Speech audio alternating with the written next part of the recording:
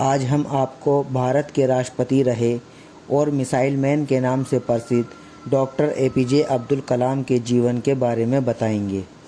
उनका जन्म, शिक्षा और भारत के राष्ट्रपति बनने तक का सफ़र, साथ ही उनकी न मिटने वाली छाप के बारे में सब इस वीडियो के अंदर बताएंगे।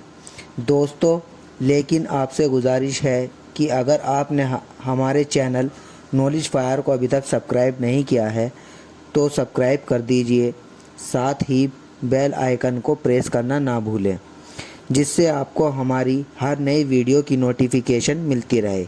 आपको हमारी वीडियो अच्छी लगी तो वीडियो को अपने दोस्तों के साथ शेयर ज़रूर करें और लाइक करें। सबसे पहले हम उनके प्रारंभिक जीवन के बारे में बात करते हैं। दोस्तों, डॉक्टर एपीजे अब्दुल कलाम का पूरा नाम अबुल पाकिर जैनुल आबदीन अब्दुल कलाम था।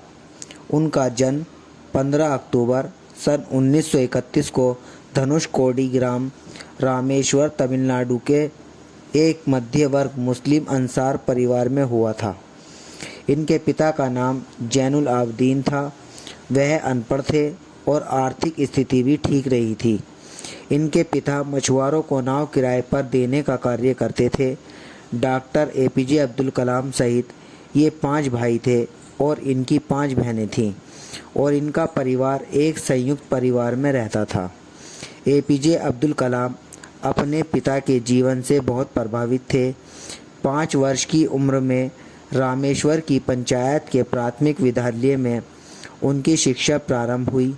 उनके टीचर इयादुराई सोलोमन ने उनसे कहा था कि जीवन में सफलता और अनुकूल परिणाम पाने के लिए तेज इच्छा, आस्था, अपेक्षा 3 शक्तियों को अच्छी तरह से समझ लेना और उन पर प्रभुत्व स्थापित करना ज़रूरी है।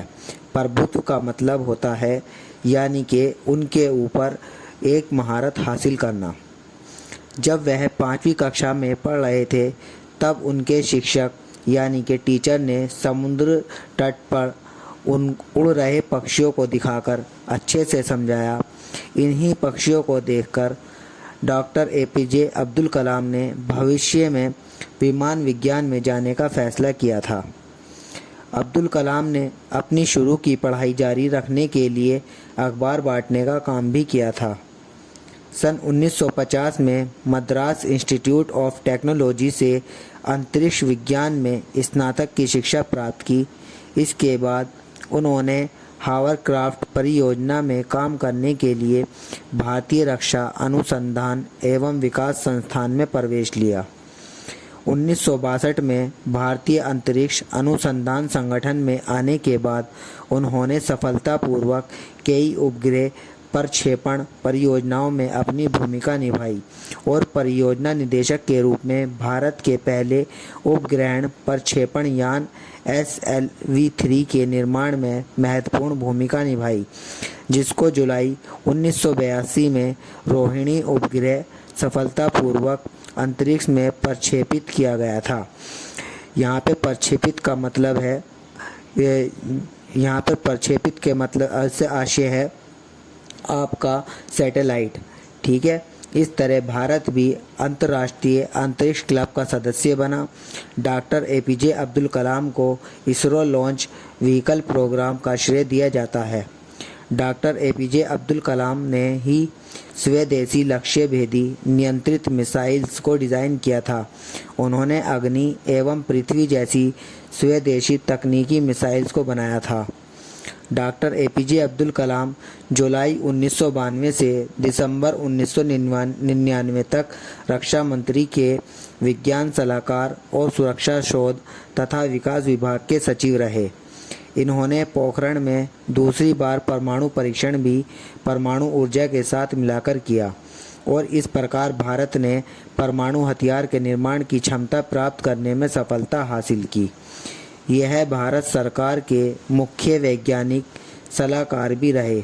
सन 1982 में डॉक्टर एपीजे अब्दुल कलाम वापस निदेशक के तौर पर भारतीय रक्षा अनुसंधान एवं विकास संस्थान में आए और अपना सारा ध्यान गाइडेड मिसाइल के विकास पर लगाया डॉक्टर एपीजे अब्दुल कलाम को भारतीय जनता पार्टी समर्थित एनडीए घटक दलों ने अपना उम्मीदवार बनाया, जिसका समस्त दलों ने समर्थन किया।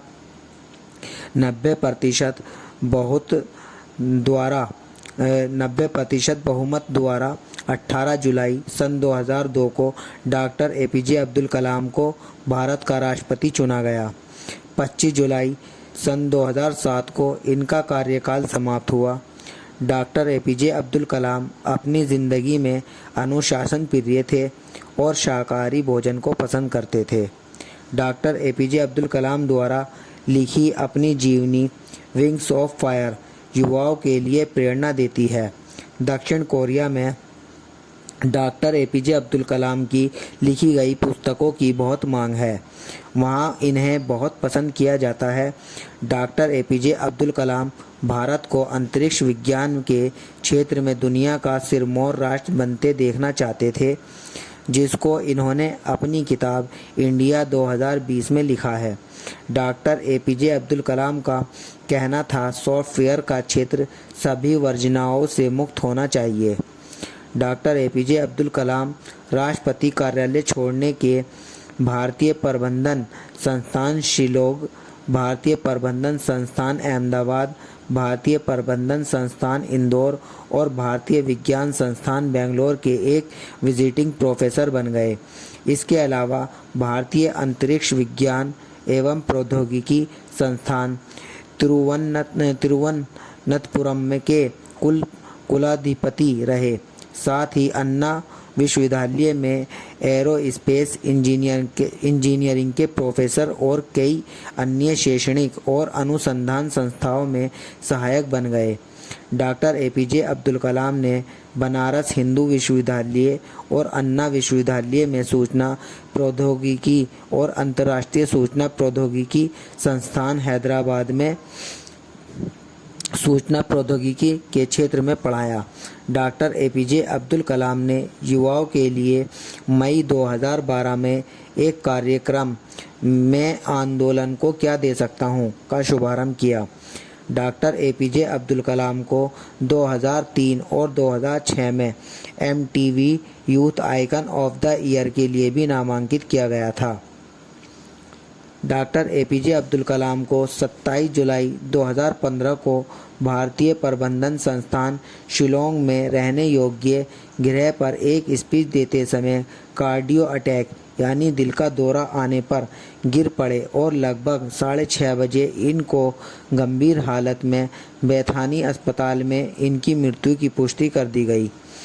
दिल्ली में प्रधानमंत्री नरेंद्र मोदी, राष्ट्रपति प्रणब मुखर्जी और दिल्ली के मुख्यमंत्री अरविंद केजरीवाल व तीनों सेनाओं के प्रमुखों ने डॉक्टर एपीजे अब्दुल कलाम के मृत शरीर पर पुष्पहार अर्पित किए। इसके बाद तिरंगे में लिपटे शरीर को पूरे सम्मान के साथ एक गन कैरिज में रखकर 10 राजाजी मार्ग उनके घर लाया गया, जहां पर भारत के पूर्व प्रधानमंत्री मनमोहन सिंह, कांग्रेस अध्यक्ष सोनिया गांधी, राहुल गांधी और उत्तर प्रदेश के मुख्यमंत्री रहे अखिलेश यादव सहित गणमान्य लोगों ने श्रद्धांजलि दी।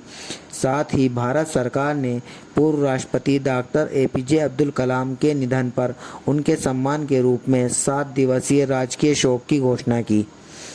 30 जुलाई 2015 को मुस्लिम समाज के अनुसार डॉक्टर एपीजे अब्दुल कलाम को पूरे सम्मान के साथ रामेश्वर में केपी करुम्बू ग्राउंड में दफना दिया गया। उनके अंतिम संस्कार में भारत के प्रधानमंत्री मोदी, तमिलनाडु के राज्यपाल और कर्नाटक, केरल, आंध्र प्रदेश के मुख्यमंत्रियों सहित 3.5 लाख से अधिक लोग सम्मिलित रहे। प्रधानमंत्री नरेंद्र मोदी डॉक्टर एपीजे अब्दुल कलाम के बारे में कहा कि उनका निधन यानी मृत्यु वैज्ञानिक समुदाय के लिए एक बड़ा नुकसान है। उन्होंने हमें मार्ग दिखाया और भारत को महान ऊंचाइयों पर ले गए। वहीं पूर्व प्रधानमंत्री मनमोहन सिंह ने कहा कि डॉक्टर एपीजे अब्दुल कलाम की मृत्यु के साथ देश ने एक महान व्यक्ति खो दिया। उनका जीवन और काम आने वाली पीढ़ियों तक याद किया जाएगा। डॉक्टर एपीजे अब्दुल कलाम 27 जुलाई 2015 को भारत पर कभी ना मिटने वाली छाप छोड़ गए। साथ ही मैं आपको बताना चाहता हूं कि डॉक्टर एपीजे अब्दुल कलाम को कुछ अवार्डों से भी नवाजा गया, जिनकी सूची आप स्क्रीन पर देख सकते हैं।